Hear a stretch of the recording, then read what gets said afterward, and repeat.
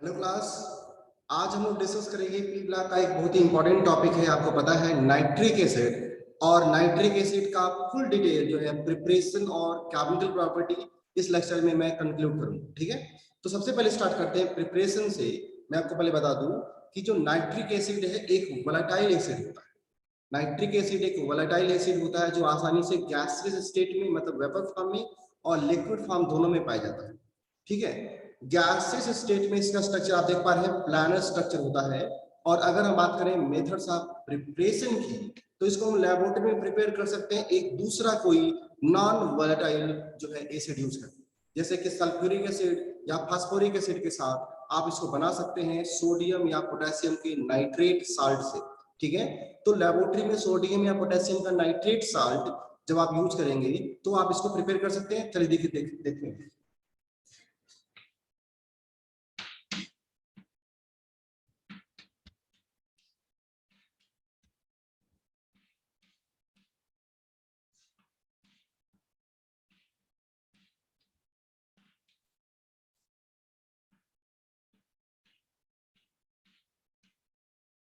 ये laboratory preparation है। Sodium nitrate और सल्फ्यूरिक एसिड को मिलाएंगे तो आपको मिलेगा नाइट्रिक एसिड। ये बहुत इंपॉर्टेंट है। दूसरा है ओस्टोल प्रोसेस।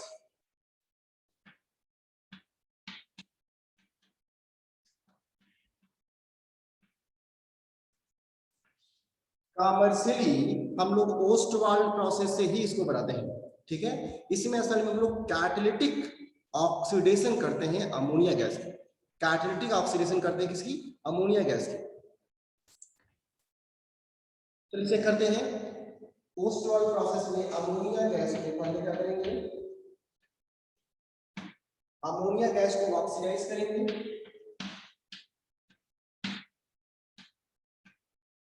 प्लैटिनम मेटल के यूज में यहां बनता है नाइट्रिक ऑक्साइड और वाटर मॉलिक्यूल।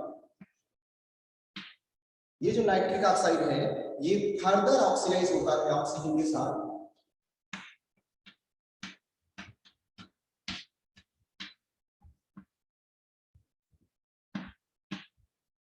और बना लेता है nitrogen dioxide.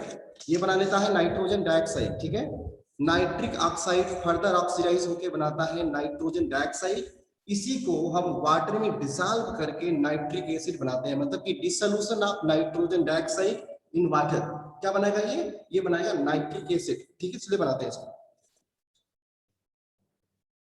Reversal process.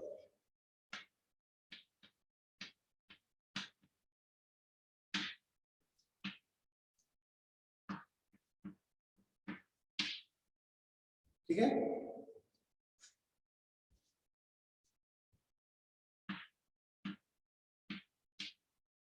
Nitric acid मैं आपको बता दूं, यहाँ पे जो नाइट्रिक एसिड आपको मिलता है इसको नोट भी करिएगा। ठीक है, यहाँ पे जो आपको नाइट्रिक एसिड मिलता है,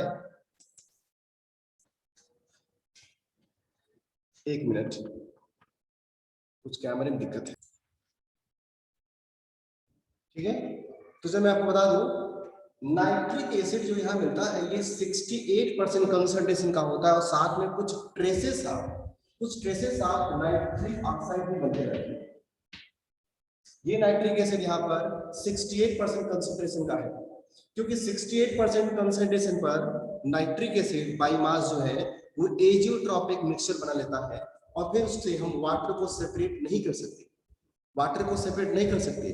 तो बोर्ड का क्वेश्चन होता है कि अगर हमको उसको फर्दर कंसंट्रेट करना हो, 68% से ज्यादा कंसंट्रेट करना हो, तो नाइट्रिक एसिड को हम कंसंट्रेट कैसे करेंगे? तो आप ध्यान रखिए इस बात पे कि नाइट्रिक एसिड को अगर 68% जो कि इस समय हमने अवेलेबल है हमारे पास, इसको फर्दर कंसंट्रेट करने के लिए आप यूज करते हैं डिहाइड्रेशन मेथड। ठीक है, कंसंट्रेट सल्फ्यूरिक एसिड जो है वो डिहाइड्रेट कर देता है नाइट्रिक एसिड को अप टू 98% कंसंट्रेशन, जो कि बहुत ही ज्यादा कंसंट्रेशन है।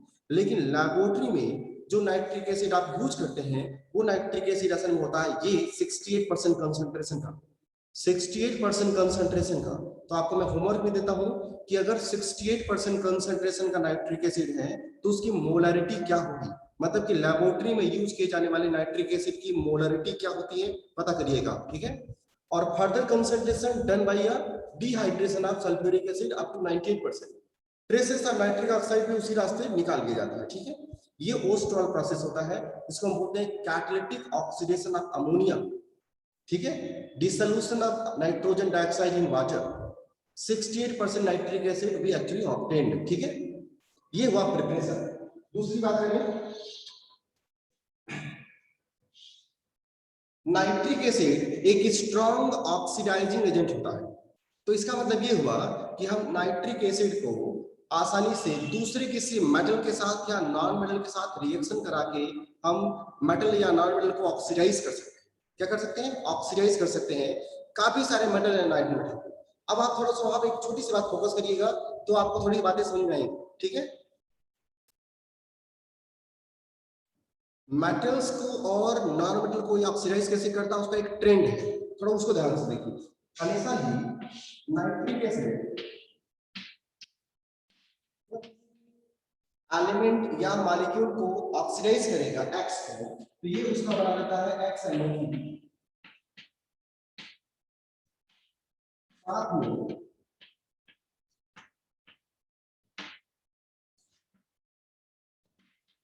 छोटी सी बात ध्यान रखिएगा, हमेशा ही जो मेटल या नॉन मेटल आप यूज करेंगे उसका नाइट्रेट बनेगा, नाइट्रोजन डाइऑक्साइड बनेगा और बनेगा वाटर मॉलिक्यूल। ये एक सिंपल रिएक्शन है जहां पे कंसंट्रेट नाइट्रिक एसिड एक स्ट्रॉन्ग ऑक्सीडाइजिंग एजेंट की तरह बिहेव करता है, ठीक है। अब आप कोई मेटल ले लीजिए, जैसे एग्जांपल के लिए कॉपर ले लीजिए, जिंक ले लीजिए, ठीक है। आप कोई भी मेटल यूज कर सकते हैं, आयोडीन नॉन मेटल है, ठीक है, सल्फर है, फास्फोरस है, ये सारे जो है आप लेंगे नाइट्रिक एसिड कंसंट्रेट के साथ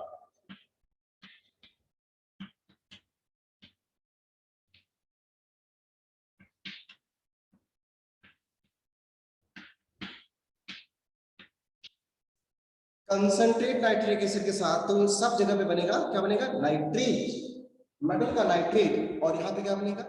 ये उसको ऑक्सीडाइज करके कोई एसिड बनेगा, कोई एसिड बनेगा, ठीक है ना। चलिए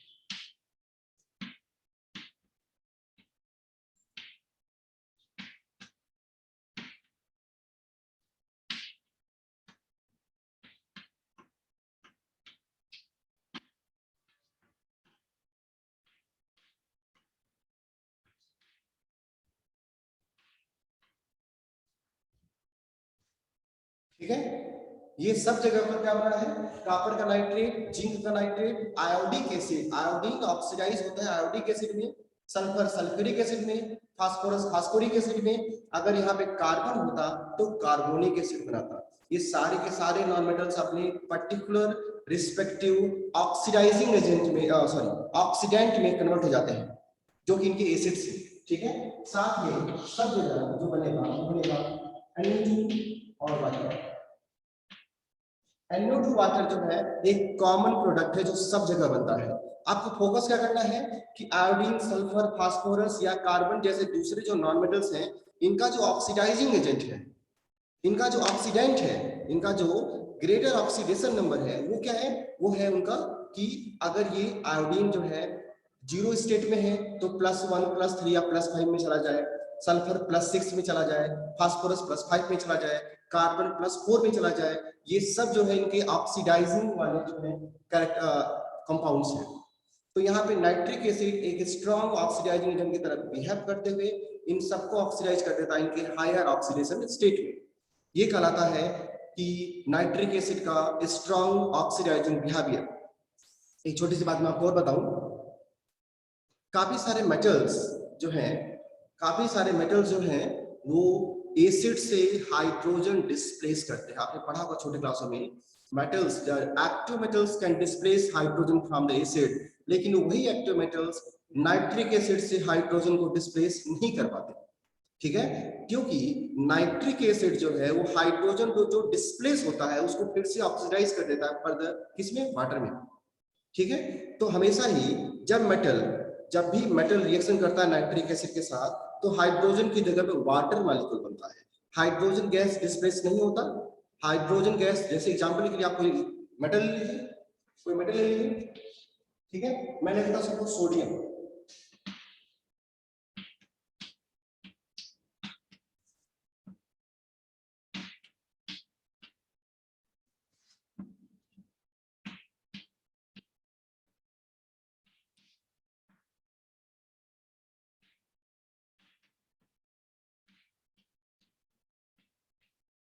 ये देखिए डिफरेंस देखिए, वही सोडियम मेटल हाइड्रोक्लोरिक एसिड से हाइड्रोजन को डिस्प्लेस करता है, हाइड्रोजन गैस प्रोड्यूस होती है, लेकिन यही सोडियम नाइट्रिक एसिड से हाइड्रोजन न प्रोड्यूस करके वाटर प्रोड्यूस करता है, क्योंकि स्ट्रॉन्ग ऑक्सीडाइजिंग एजेंट होने की वजह से नाइट्रिक एसिड जो हाइड्रोजन गैस बनती है प्रोसेस में को ऑक्सीडाइज कर देता है वाटर मॉलिक्यूल में और नाइट्रेट बनाता है, साथ में नाइट्रेट बनाता है। ये बहुत ही इंपॉर्टेंट क्वेश्चन है बोर्ड के लेवल से कि सोडियम या दूसरे जो रिएक्टिव मेटल्स हैं, जैसे कि मैंने जिंक भी यूज किया हुआ है, ये हाइड्रोजन को डिस्प्लेस क्यों नहीं करते, तो आप बताइएगा।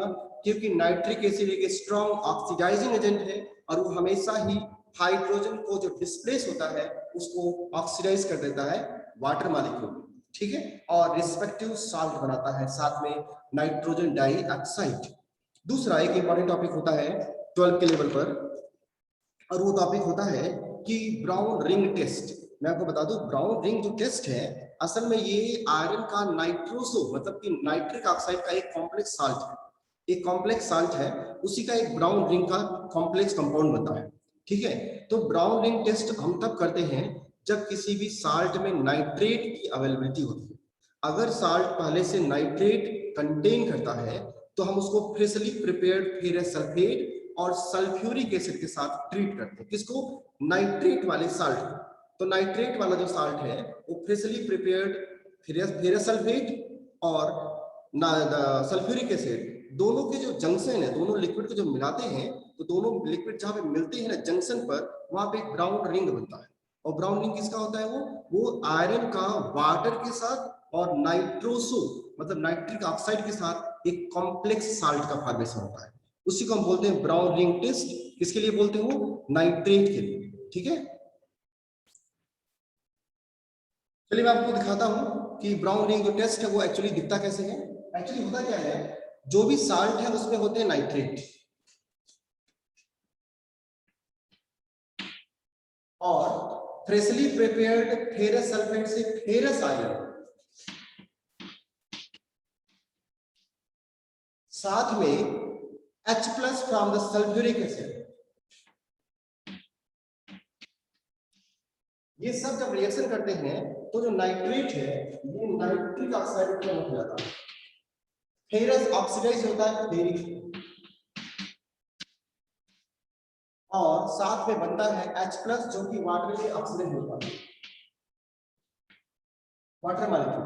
तो आप देख सकते हैं जो नाइट्रेट है, नाइट्रेट का जो साल्ट है उसमें से नाइट्रेट जो है फेरस को फेरिक में, H प्लस को वाटर में और खुद नाइट्रिक ऑक्साइड में रिड्यूस होता है। और ये दोनों क्या है? ऑक्सीडाइजिंग प्रोडक्ट है, किसके? फेरस के और H प्लस के। अब जो ये फेरिक है ये वाटर के साथ बॉन्ड करेगा। इसके दो पॉसिबिलिटीज होती है, फेरस बॉन्ड कर सकता है, फेरिक बॉन्ड कर सकता है।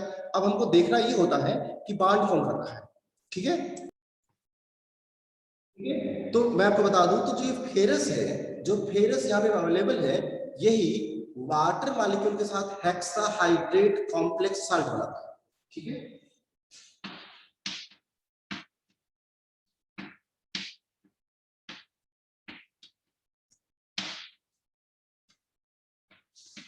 और जो नाइट्रिक ऑक्साइड यहाँ पे प्रोड्यूस हुआ है, वो नाइट्रिक ऑक्साइड वहां पर रिएक्शन करता है, फिर बनाता है